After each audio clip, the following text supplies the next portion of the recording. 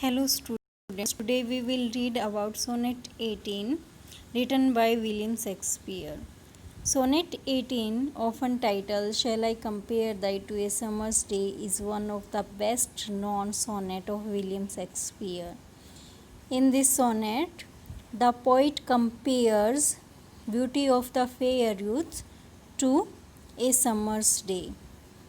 तो यहाँ पे इस पोएम में जो पोइट है वो अपने फ्रेंड की ब्यूटी को कंपेयर करता है। किससे कंपेयर करता है? इस समर्स डे, एक गर्मी के दिन से कंपेयर करता है। अब वो गर्मी के दिन से क्यों कंपेयर करता है? क्योंकि जो इंग्लैंड है वहाँ पे जो सबसे अच्छा सीज़न जो माना जाता है वो समर को माना जाता है, क्योंकि वहाँ का जो समर सीज़न है वो वैसा ही होता है जैसा यहाँ पे हम विंटर होता है। यहाँ पे जो सर्दियों का मौसम होता है वैसे ही वहाँ पे गर्मियों का मौसम होता है।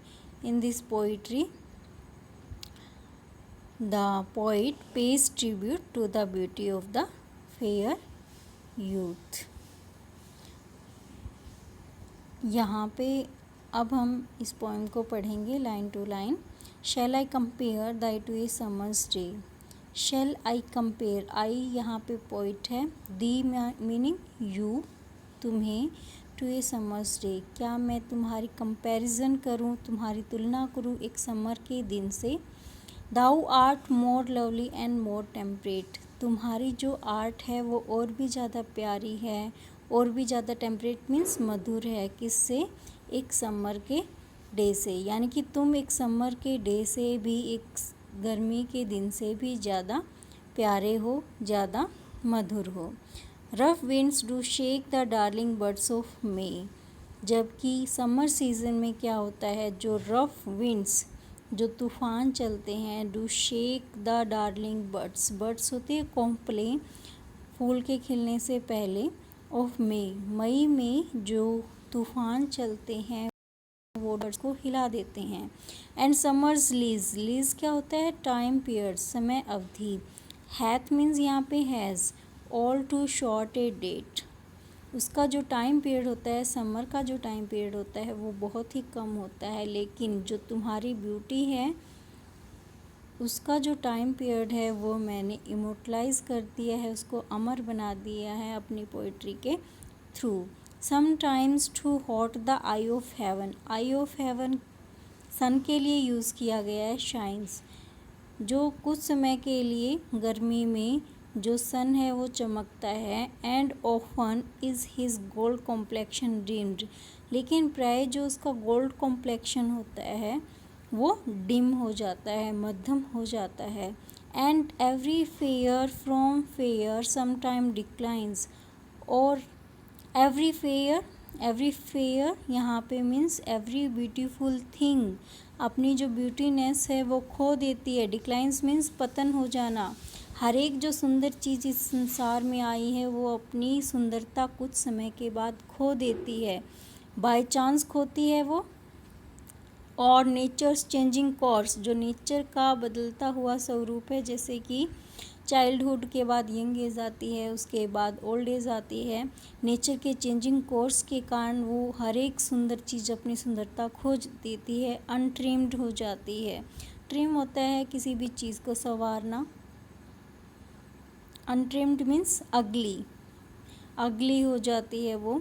But thy eternal summer, eternal means अनंत, जिसका अंत ना हो, समर यहाँ पे ब्यूटी के लिए यूज़ किया गया है।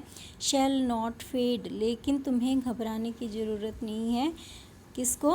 पोइट के फ्रेंड को। तुम्हारी जो इटर्नल समर है वो कभी भी फेड नहीं होगी।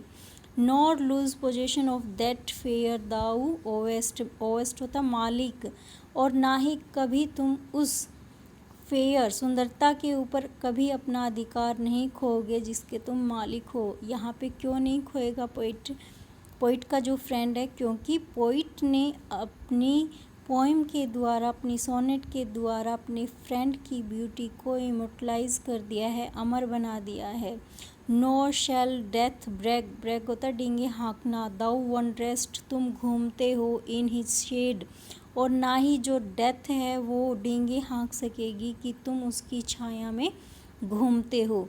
When in eternal lines to time thou growest, क्योंकि मैंने अपनी eternal lines मीन्स अपनी poems में, पोइट्री में टाइम को, जो ग्रो होता है टाइम, उसको मैंने रोक दिया है।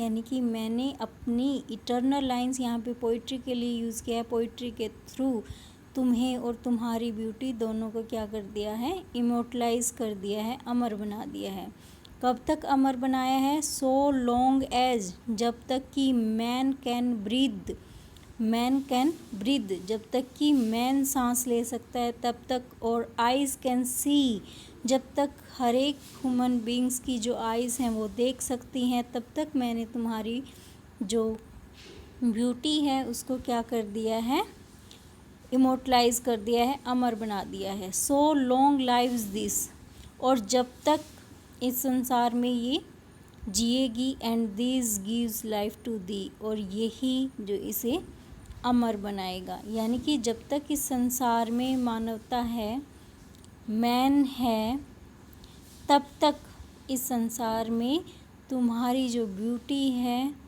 वो तब तक जीवित रहेगी थ्रू माय पोइट्री। तो ये थी हमारी सोनेट 18। आज के लिए इतना ही। Thank you.